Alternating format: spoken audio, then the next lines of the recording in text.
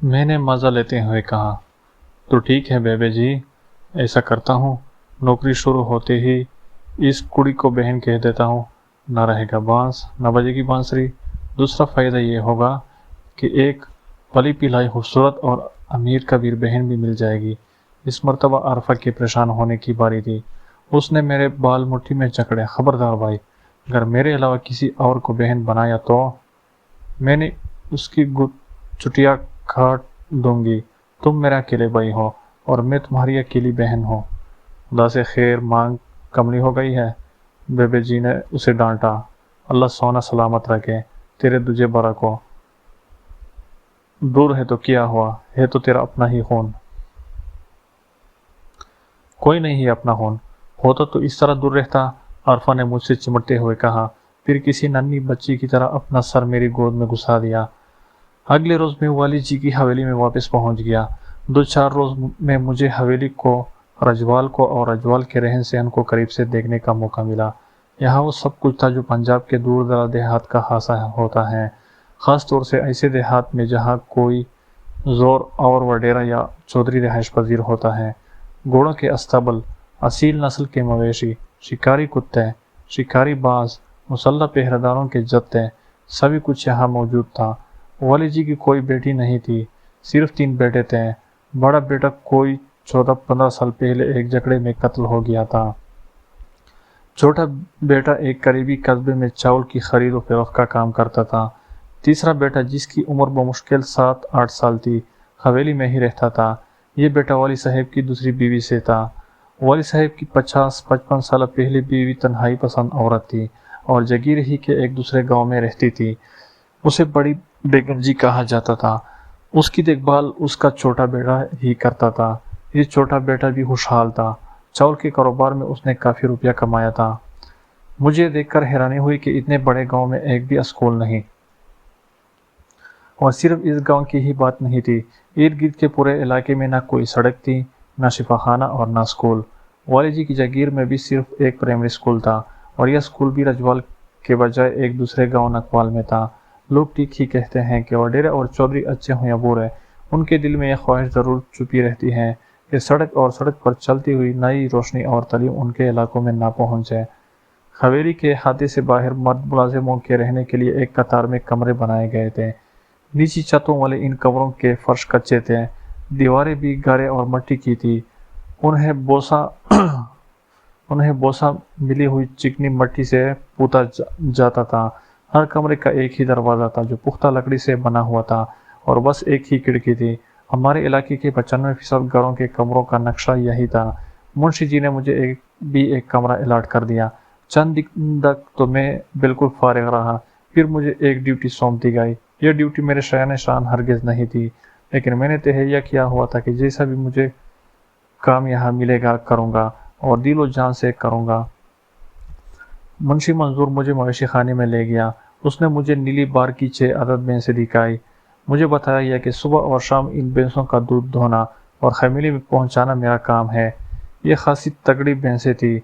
एक भैंस 2 वक्त में औसतन 15 किलो दूध देती थी, मगर घर के तौर पर एक मसली लड़का मेरे साथ कर दिया गया था। सुबह और शाम के वक्त हम दूध धोते और पतील की साफ सुथरी बाल्टियों में भरकर जनान खाने के दरवाजे तक पहुंचा आते। इस काम के दौरान में 3-4 मरतबा वाली साहब से भी आमना सामना हुआ। उसकी शख्सियत में रौब था, लेकिन वो हमेशा तके तके और बीमार नजर आए। वाली साहब के साथ 1-2 बार एक खूबरू औरत भी नजर आई। थोड़ी सी रियायत के साथ उसे लड़की भी कहा जा सकता था, बल्कि उसे लड़की कहना ही ज्यादा मुनासिब था। उसकी उम्र 25 वर्ष के लगभग थी, ताहम वो कम उम्र दिखाई देती थी। वो हमेशा कीमती लिबास में होती। कमदार ओढ़नी उसके सर और सीने को ढांपे रखती थी।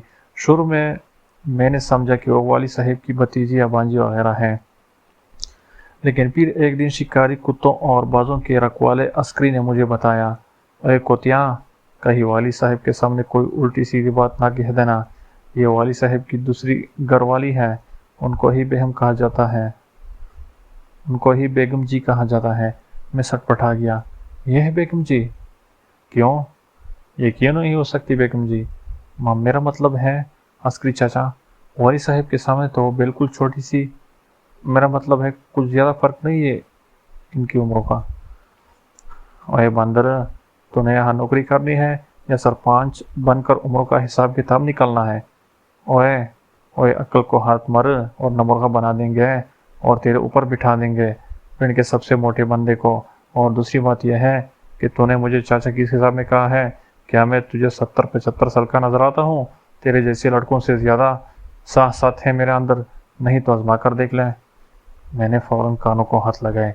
नहीं नहीं, गलती हो गई चाचा, मेरा मतलब है बाजी, कहा आप और कहा मैं।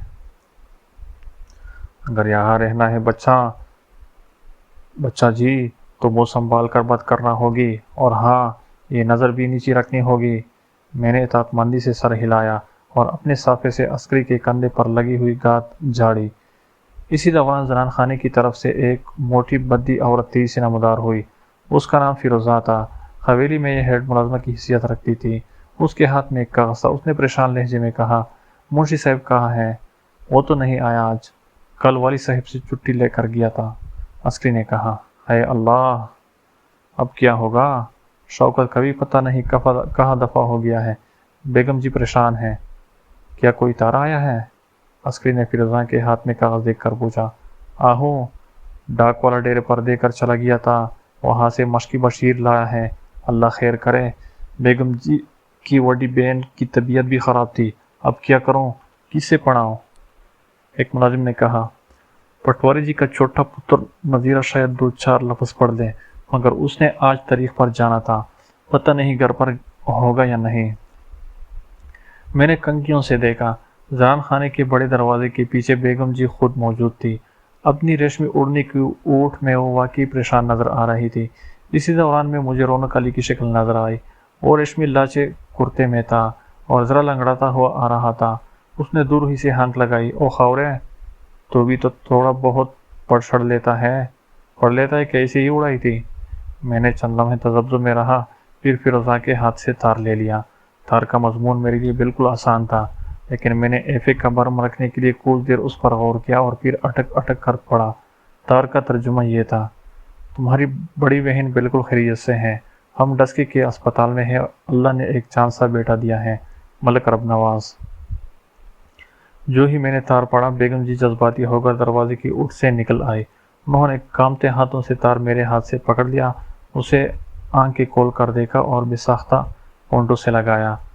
उसके बाद मुझसे मुखातिब होकर बोली, तुमने बड़ी चंगी खबर पहुंचाई है, तुम्हारे मुंह में घी शक्कर।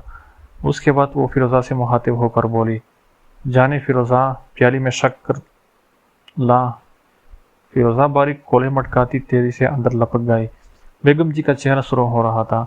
उनकी नाक में चमकता हुआ कोका मुझे हमेशा से ज़्यादा चमकदार महसूस हुआ, लेकिन फिर फौरन मुझे अस्करी की कही हुई बात याद आ गई, अगर यहाँ रहना है तो नज़र नीचे रखनी होगी। मैंने फौरन नज़र झुका ली। बेगम जी ने एक बार फिर बड़े इश्तियाक से तार सुना। ये तार बेगम जी के बहनोई यानी मलक रब नवाज की तरफ से था। मालूम हुआ कि मलक नवाज के घर ये नरीना औलाद बड़ी मन्नतों मुरादों से 12 साल के बाद हुई है। फिरोज़ा एक शीशे की मुनकश प्याली में घी शक्कर ले आई। बेगम जी इतनी खुश थी कि उन्होंने चमक अपने हाथ से मेरे मुंह में डालना चाहा, लेकिन फिर एकदम टिटक गई। उन्होंने प्याली मेरी तरफ बढ़ाते हुए कहा, लो मुंह मीठा कर लो। मैंने मुंह मीठा किया, फिर बाकी मुलाजिमों ने किया। बेगम जी ने रौनक अली से कहा, मामा, ये तो अच्छा भला पढ़ लेता है, तुमने उसे दूध दोने पर क्यों लगाया हुआ है? तो क्या करूं, उसे कोई अच्छा काम दो, और नहीं तो मुंशी के साथ लगा दो, सीप मजदूरी का हिसाब किताब रखने के लिए। ठीक है बल्कीस, रौनक ने सर झुकाकर कहा। अगले रोज़ मुझे मुंशी मंजूर के साथ लगा दिया गया। एक हफ्ते के अंदर ही मुझे अंदाज़ा हो गया कि मुंशी मंजूर का हिसाब बड़ा ढीला डाला है। मैंने सीप के खातों में कई गलतियां देखी, लेकिन मुंशी की दिल शिकनी के ख्याल से उनका जिक्र नहीं किया। एक दिन मैंने हवेली के बगीचे में बेगम जी के साथ 7-8 साल का एक खुश शक्ल लड़का देखा।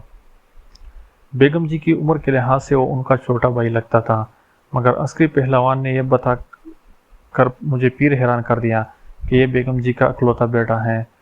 बच्चे के हाथ में पक्की लकड़ी का एक बुद्धा सा बल्ला था। وہ اس پر ربڑ کی گیند اچھال رہا تھا۔ وہ میری طرف دیکھ کر مسکرایا، میں بھی مسکرا دیا۔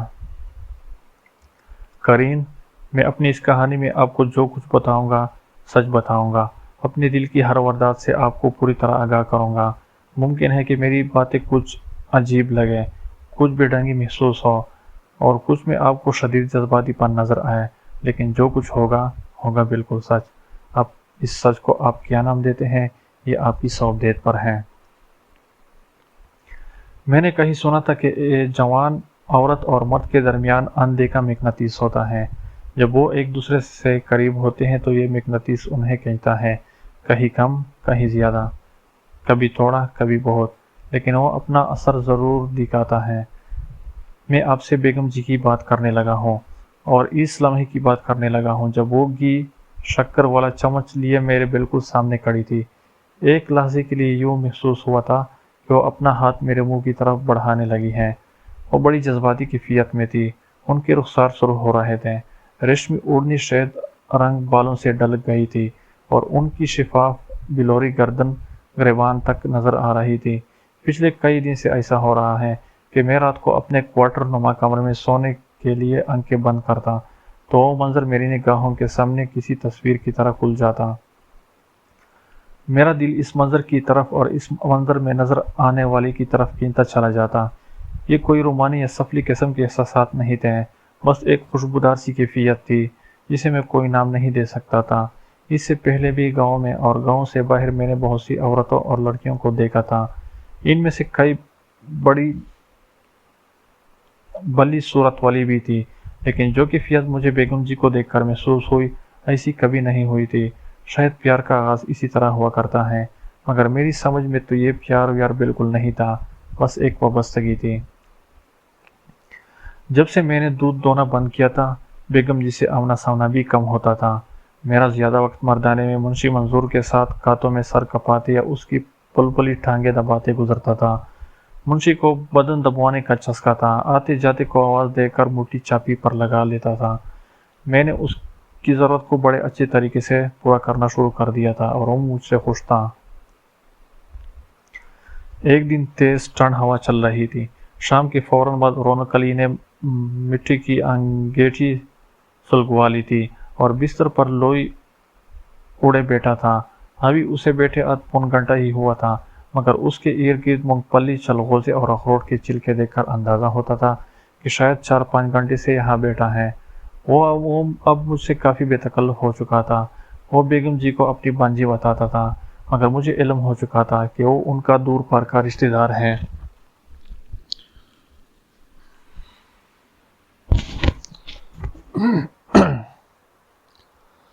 اور بیگم جی اسے مروتاً ماما کہہ دیتی ہے۔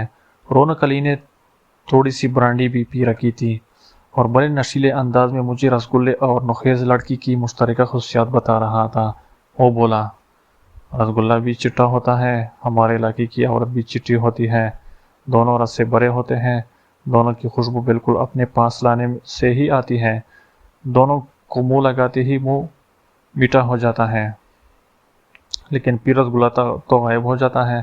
میں نے کہا، عورت ہم کو غائب کر دیتی ہے، کچھ دیر کے لیے ہی صحیح پر غائب تو کر دیتی ہے۔ پھر آپ نے اب تک کسی رسگلے سے شادی کیوں نہیں کی؟ میرا مطلب ہے کسی عورت سے۔ وہ مسکرایا، رسگلے سے شادی کر لو تو پھر رسگلہ ہی کھانا پڑتا ہے، جبکہ مٹھائی کے ڈبے میں اور بھی بہت کچھ ہوتا ہے، برفی، قلاقند، گلاب جامن، جلیبی، شلیبی، ہر شے کا اپنا ایک فکرا سواد ہوتا ہے۔ شاید وہ ٹھیک کہہ رہا تھا۔ مجھے اس کے رہن سہن کا اب اچھی طرح علم ہو چکا تھا۔ وہ خاصا رنگین مزاج تھا۔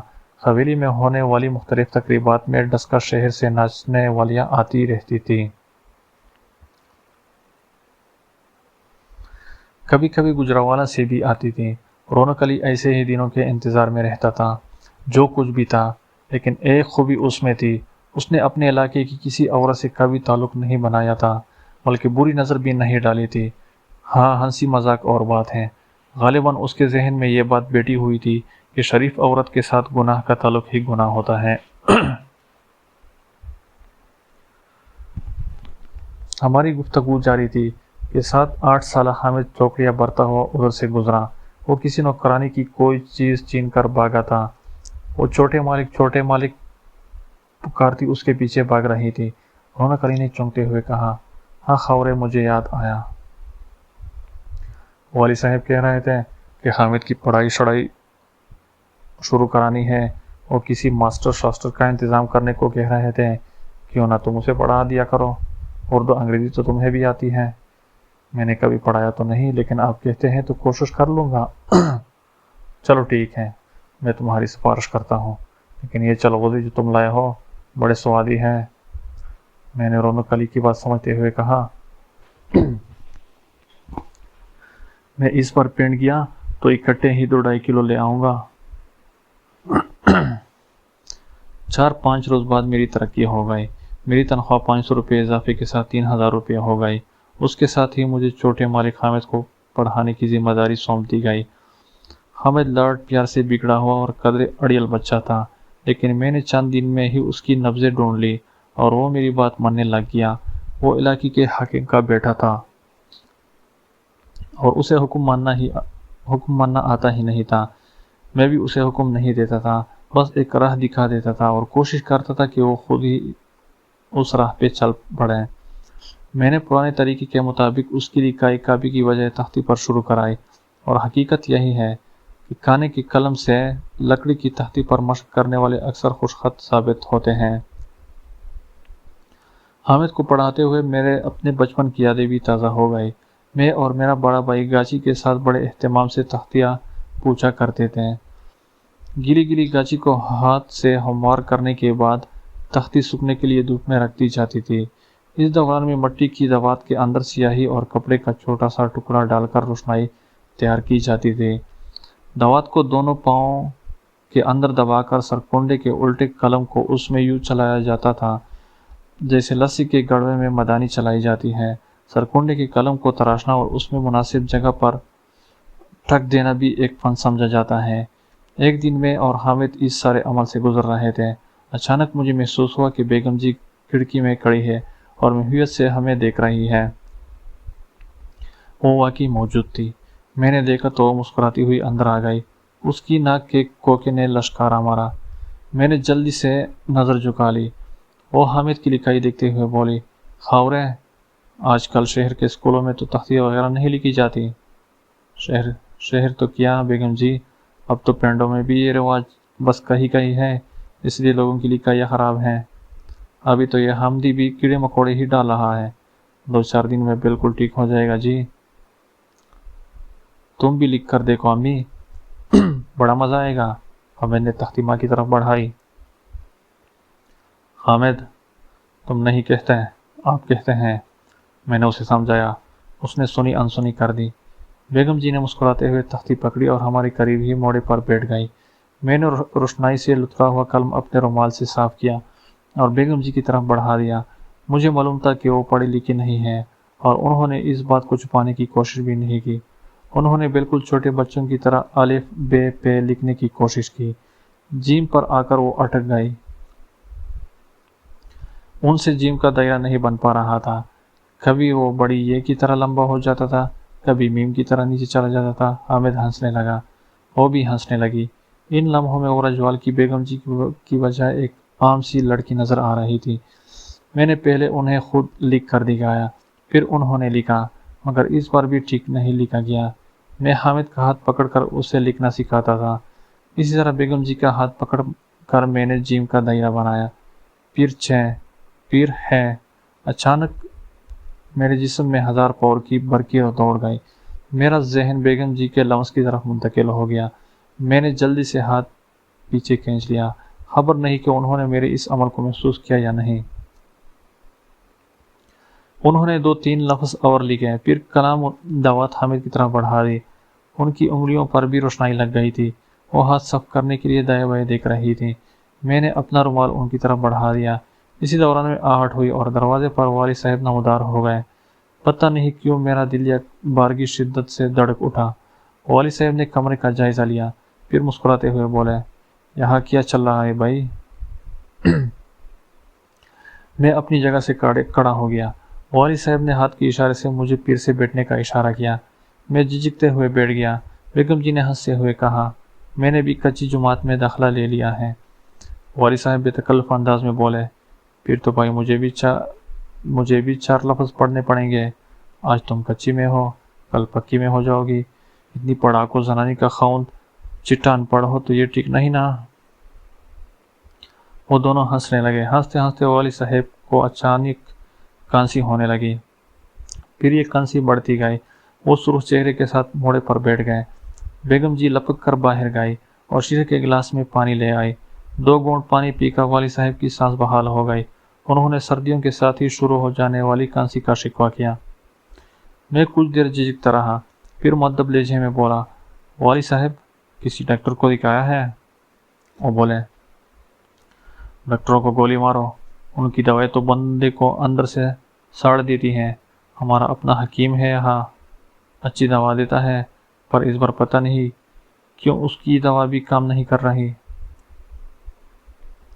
بیگم جی بولی، آپ سے کہا بھی تھا کہ نکوال سے مولوی بشارت کو بلا لے، وہ بھی اچھی دوا دیتا ہے۔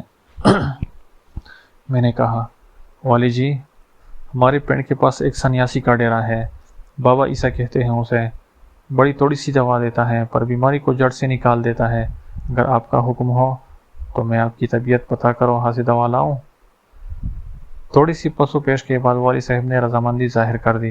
وہ شاید 2 منٹ کے لیے کمرے میں آئے تھے، مگر جب بیماریوں اور ان کے علاج کا ذکر شروع ہوا تو وہ آدھ پون گھنٹے تک وہاں موجود رہے۔ روایتی وڈیروں اور زمینداروں کی نسبت وہ مختلف مزاج کے مالک تھے۔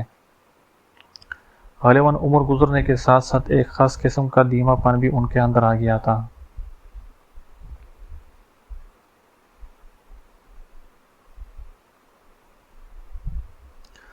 اگلے روز میں نے صبح سویرے گوڑی پر زین ڈال کر نکل گیا۔ دوپہر کو ماں کے ہاتھ کی پکی ہوئی روٹی آلو پالو کے ساتھ کھائی، باداموں والے گڑ کے چاول کھائے، اوپر سے چائے کی مزیدار لسی نمک اور کالی مرچ ڈال کر پی۔ اس کے بعد عرفہ کے ساتھ تھوڑی سی دنگا مستی کرنے کے بعد واپس جانے کے لیے تیار ہو گیا۔ بیوی جی نے سینے پر ہاتھ رکھا، ہے میں مر گئی، گوڑی پر اتنا لمبا پینڈا کر کے آیا ہے اور ابھی پھر واپس جا رہا ہے، میں نہیں جانے دوں گی، آج کی رات آرام کر۔ کیا کروں بیوی جی، نوکری ہی ایسی ہے، اور آپ کو تو پتہ ہے نوکری کیا اور نخرہ کیا۔ نہیں نہیں، ہمیں نہیں چاہیے ایسی نادر شاہی نوکری۔ بیوی جی روحان سی ہو گئی۔ انہیں بمشکل منا کر میں واپس روانہ ہو گیا۔ جن دنوں جسم میں ترنگ ہوتی ہے اور جوان خون اچالے مرتا ہے تو کاہلی پاس بھی نہیں پٹکتی۔ اگر مجھے ضرورت محسوس ہوتی تو میں ایک ہی بار میں رجوال اور اپنے پینڈ کے درمیان 3 پھیرے لگا سکتا تھا۔ میں نے سب سے پہلے چاچے عیسیٰ کو ڈھونڈا، وہ اپنے ٹھکانے پر کم ہی بیٹھتا تھا، بس بیلے میں اور ویران رکھوں میں گھومتا رہتا تھا۔ اس کی نگاہ بھی اب اتنی تیز نہیں رہی تھی۔ میں نے اسے چند پڑیا دوائی کی لی، نذرانے میں اسے 10 روپے دیے۔ اس کے بعد رونق علی کے لیے پورے 2.5 سیر چلغوزے قصبے کے بازار سے خریدے۔ حامد کے لیے ربڑ کی ایک رنگدار گیند لی اور سخت ٹھنڈ میں گوڑی دوڑتا قریباً 3 گھنٹے میں واپس جگیر پہنچ گیا۔ دوائی والد صاحب تک پہنچ گئی۔ مجھے شدت سے دوائی کے نتیجے کا انتظار تھا۔ تیسرے روز جب میاں خلاقن منشی منظور کی ٹانگیں دبانے میں مصروف تھا، فیروزہ نے آ کر بتایا، والد صاحب نے بلایا ہے۔ میں دھڑکتے دل کے ساتھ مردانے کی بیٹھک میں پہنچا۔ والد صاحب کندھوں پر گرم شال ڈالے رنگدار کرسی پر بیٹھے تھے۔ ان کا چہیتا دیوہی کل کتا ہیرا کرسی کے ساتھ لگا بیٹھا تھا۔ اس کے نکیلے دانت اور سرخ لمبی زبان دیکھنے والے کے دل میں ہیبت پیدا کرتے تھے۔ میں نے دل ہی دل میں کہا، جل تو جلال تو۔ مجھے پتہ تھا کہ بظاہر دھیمے نظر آنے کے باوجود والد صاحب کبھی کبھی سخت تیش میں بھی آ جاتے تھے۔ بہرحال خیریت گزری۔ والد صاحب نے کہا، بھائی تمہاری دوائی نے کام دکھایا ہے، کھانسی ٹھیک ہو گئی ہے، ریشہ بھی کم ہے، 3 دن کی پڑیاں بھی ہیں۔ میرا خیال ہے جی کہ اور کی ضرورت نہیں پڑے گی، میں نے کڑے کڑے جواب دیا۔ انہوں نے مجھے ایک چھوٹے موڑے پر بیٹھنے کا اشارہ کیا۔ حکیموں، سنیاسیوں، جوگیوں اور ان کے علاج کے طریقوں کی باتیں کرنے لگے۔ یہ باتیں شروع ہوئی تو لمبی ہوتی چلی گئی۔ یہ بات میری سمجھ میں اچھی طرح آ گئی تھی کہ طب اور صحت والد جی کا پسندیدہ موضوع ہے۔ جب ہم باتیں کر رہے تھے تو بیگم جی کسی کام سے بیٹھک میں آئی۔ وہ ہمیشہ کی طرح دلکش لباس میں تھی۔ ان کے لمبے قد پر ہر طرح کے کپڑے سج جاتے تھے۔ وہ کمر بالکل سیدھی رکھ کر چلتی تھی اور یہ بناوٹی انداز نہیں تھا۔ سیدھا چلنے سے ان کا قد کچھ اور بھی دراز دکھائی دیتا تھا۔ والد صاحب کا قد درمیانہ تھا۔ مجھے اور والد صاحب کو محو گفتگو دیکھ کر بیگم جی کو اچھا لگا۔ میں نے کئی بار محسوس کیا تھا کہ میرا والد صاحب کے پاس بیٹھنا اور انہیں گفتگو میں مصروف رکھنا انہیں بھلا لگتا تھا۔ انہوں نے والد صاحب کے قریب جھک کر ان کے کان میں کوئی بات کہی اور واپس چلی گئی۔